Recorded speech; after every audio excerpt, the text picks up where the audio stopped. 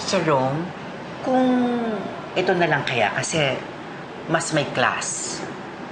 Si Emma na lang papiliin natin yan pagdating niya. Hindi, Senny. Ito ang gusto ko. Ito na lang. Para matapos na. Ayusin ko na, madam.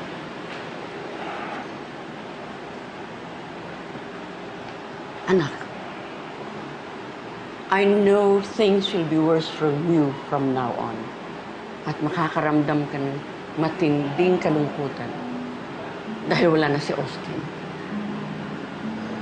But look on the brighter side. You still have a child with Georgia. Huwag kayo magsasalita ng ganyan. Kung hindi ko kayo magulang, I'll feel offended. Ron, teka muna. Kinakausap kita. Ma. Anak, listen to me. Ma, teka muna. Kamamatay lang na anak ko. Okay? You're out of line. Is that supposed to make me feel any better dahil may kapalit naman?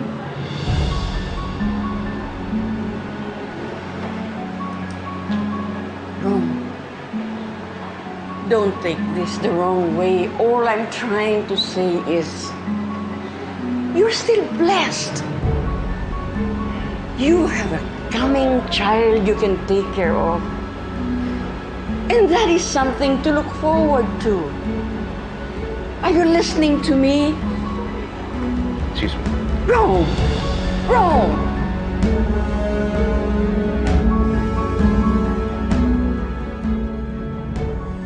Oh, saan ka nagpunta? Kumuha lang ako ng damit ni Austin. Ayan. Inaasikaso na namin ang lahat. In a few hours, ililipat na si Austin sa St. Joseph, sa May Pasig. Bakit sa Pasig pa? Pwede naman sa Quezon City. Dahil malapit kami doon, may reklamo ka ba? Alam mo, Emma, kung ako sa'yo, umuwi ka na. Wala kang magagawa dito. I don't like to see your face. Walang galang na ho. Ayoko rin naman kung nakikita yung mga pagmumukha ninyo. Pero wala tayong magagawa eh. Anak ko yung namatay na nagkataong apo ninyo. Iisang lamay lang ang pupuntahan natin, kaya baka pwede magrespetuhan naman tayo kahit hanggang libing lang.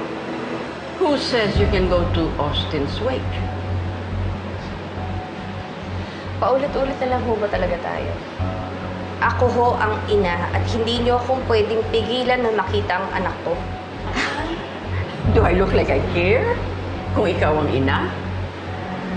I will do what I want, and I'm telling you right now, hindi mo makikita si Austin.